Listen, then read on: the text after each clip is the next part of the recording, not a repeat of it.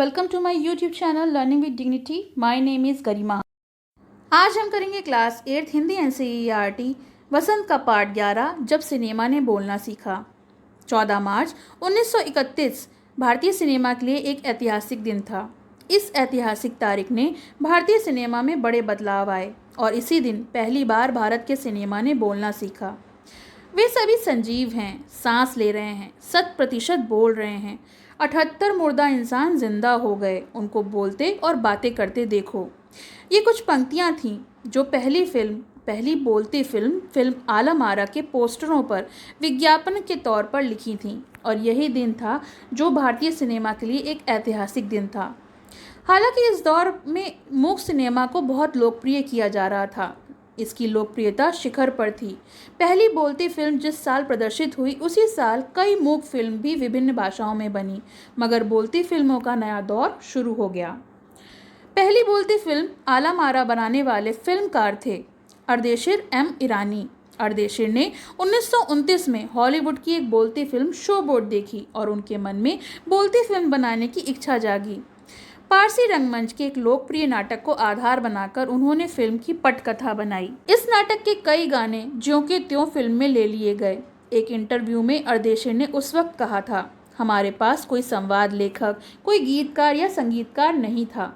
इस सब की शुरुआत तो होनी ही थी। अर्देशीर ने फिल्म को गानों के लिए स्वयं की ही धुन चुनी। फिल्म के लिए संगीत देने के लिए महज 3 वाद्य यानी तबला, हारमोनियम और वायलिन का इस्तेमाल किया गया। आलम आरा के संगीतकार या गीतकार को स्वतंत्र रूप से किसी का नाम नहीं दिया गया, क्योंकि इसका संगीत या फिर गीत कोई ऐसा था ही नहीं जिसका नाम स्वतंत्र रूप से दिया जाता। इस फिल्म में पहले पार्श्व गायक होते हैं जो पर्दे के पीछे से गाते हैं। वो थे WM खान। इनका पहला गाना था दे दे खुदा के नाम पर प्यारे, अगर देने की ताकत है। आलम आरा का संगीत उस समय डिस्क फॉर्म में रिकॉर्ड नहीं किया जा सका। फिल्म की शूटिंग शुरू हुई तो साउंड के कारण इसकी शूटिंग रात को करनी पड़ती थी। मूक युग की अधिकतर फिल्मों को दिन के प्रकाश में ही शूट कर लिया जाता था, मगर आलम आरा की शूटिंग रात में होने का कारण इसमें कृत्रिम प्रकाश व्यवस्था करनी पड़ती थी। यहीं से प्रकाश प्रणाली बनी जो आगे फिल्मों के निर्माण के लिए बहुत ज़रूरी हिस्सा बन गई। आलम आरा ने भविष्य के कई स्टार तकनीशियन तो दिए ही, बल्कि अर्देशीर ने भारतीय सिनेमा के लिए लगभग 150 से अधिक मूक और बोलने वाली फिल्में बनाईं। Alam Ara film Arabian nights जैसी फैंटेसी थी। फिल्म में हिंदी, उर्दू और मेल वाली हिंदुस्तानी भाषा को लोकप्रिय बनाया। इसमें गीत, संगीत तथा नृत्य अनोखे संयोजन थे। फिल्म की नायिका जुबेदा थी और नायक थे विट्ठल। वे उस दौर के सर्वाधिक मेहनती स्टार थे। उनके चयन को लेकर एक किस्सा काफ़ी चर्चित है। विट्ठल को उर्दू बोलने में मुश्किल आती थी। पहले उनके बतौर नायक चयन किया गया, लेकिन जब इसी कमी के कारण उन्हें हटाकर उनकी जगह महबूब को नायक बना दिया गया, क्योंकि उन्हें उर्दू बोलने में मुश्किल आती थी। विट्ठल नाराज़ हो गए और अपना हक पाने के लिए उन्होंने मुकदमा कर दिया। उस दौर में उनका मुकदमा मोहम्मद अली जिन्ना ने लड़ा, जो उस समय के मशहूर वकील थे, और इसी तरह विट्ठल जो थे मुकदमा जीत गए और उन्होंने भारत की पहली बोलती फिल्म में अपने आप को बतौर नायक पेश किया। उनकी कामयाबी आगे भी जारी रही। मराठी और हिंदी फिल्मों में वो लंबे समय तक नायक और स्टंट मैन के रूप में सक्रिय रहे, यानी कार्य करते रहे। इसके अलावा आलम आरा और सोहराब मोदी, पृथ्वीराज कपूर, याकूब और जगदीश सेठी जैसे अभिनेता भी मौजूद रहे, जो आगे चलकर भारतीय सिनेमा का प्रमुख स्तंभ बने। यह फिल्म 14 मार्च 1931 को मुंबई में मैजेस्टिक सिनेमा में प्रदर्शित हुई। फिल्म 8 सप्ताह तक हाउसफुल रही और इतनी भीड़ उमड़ पड़ी कि पुलिस का नियंत्रण करना भी उस पर मुश्किल हो गया।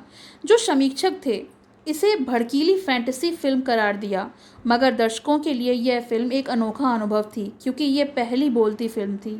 यह फिल्म 10,000 फुट लंबी थी और इसे 4 महीने में कड़ी मेहनत से तैयार किया गया था। संवाद फिल्मों के लिए पौराणिक कथाओं, पारसी रंगमंच के नाटकों, अरबी प्रेम कथाओं को विषय के रूप में चुना गया।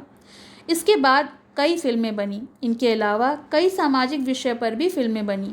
ऐसी ही एक फिल्म थी खुदा की शान। इसमें एक किरदार महात्मा गांधी जैसा था। इसके कारण संवाद सिनेमा को ब्रिटिश प्रशंसकों की तीखी नज़र का सामना करना पड़ा। संवाद सिनेमा के नए दौर की शुरुआत करने वाले निर्माता निर्देशक अर्देशिर इतने विनम्र स्वभाव के थे कि जब 1956 में आलम आरा के प्रदर्शन को 25 वर्ष पूरे हो गए और उन्हें सम्मानित किया गया और उन्हें भारतीय संवाद फिल्मों का पिता कहा गया, तो उन्होंने उस मौके पर कहा कि मुझे इतना बड़ा खिताब देने की ज़रूरत नहीं है, मैंने तो देश के प्रति अपना योगदान दिया है। जब पहली बार सिनेमा ने बोलना सीख लिया, सिनेमा में काम करने के लिए पढ़े लिखे अभिनेता अभिनेत्रियों की ज़रूरत भी शुरू हुई, क्योंकि अब संवाद भी बोलने थे, सिर्फ अभिनय से तो काम चलने वाला था नहीं। मूक फिल्मों के दौर में तो पहलवान जैसे शरीर वाले, स्टंट कराने वाले, उछल कूद करने वाले अभिनेताओं से काम चल जाया करता था, मगर अब संवाद बोलना आवश्यक था और गायन की प्रतिभा की कद्र भी होने लगी थी। इसीलिए आलम आरा के बाद आरंभिक संवाद दौर में फिल्मों में कई गायक अभिनेता बड़े पर्दे पर नजर आने लगे। हिंदी उर्दू भाषाओं का महत्व बढ़ा। सिनेमा में देह और तकनीक की भाषा की जगह जन प्रचलित बोलचाल और भाषाओं का दाखिला हुआ। सिनेमा ज़्यादा देसी हुआ। यह एक तरह की नई आज़ादी थी जिससे आगे चलकर हमारे दैनिक और सार्वजनिक जीवन का प्रतिबिंब फिल्मों को बेहतर होकर उभरने लगा। इसी प्रकार से हमारी फिल्म बेहतर होती चली गई। अभिनेताओं और अभिनेत्रियों की लोकप्रियता का असर उस दौर के दर्शकों पर खूब पड़ रहा था। माधुरी नाम की फिल्म में नायिका सुलोचना की हेयर स्टाइल उस दौर की औरतों की लोकप्रिय बन गई थी। औरतें अपनी केश सज्जा उसी तरीके से करती जैसे कि वो फिल्मों में किसी भी अभिनेत्री को करते देखती। अर्देशिर ईरानी की फिल्मों में भारतीय के अलावा ईरानी कलाकारों को भी अभिनय करने का मौका मिला। स्वयं आलम आरा भारत के अलावा श्रीलंका, बर्मा, पश्चिमी एशिया में पसंद की गई। भारतीय सिनेमा के जनक फाल्के को संवाद सिनेमा के जनक अर्देशिर ईरानी की उपलब्धि को अपनाना ही था, क्योंकि वहां से सिनेमा का एक नया युग शुरू हो गया था। चलिए इसके प्रश्नोत्तर देख लेते हैं। पार्ट से जब पहली बोलती फिल्म प्रदर्शित हुई तो उसके पोस्टरों पर कौन कौन से वाक्य छापे गए और उस फिल्म में कितने चेहरे थे, स्पष्ट कीजिए। तो उत्तर है, देश की पहली बोलती फिल्म के विज्ञापन में छापे गए वाक्य इस प्रकार थे: वे सभी संजीव हैं, सांस ले रहे हैं, 100% बोल रहे हैं, 78 मुर्दा इंसान जिंदा हो गए हैं, उन्हें बोलते बात करते देखो।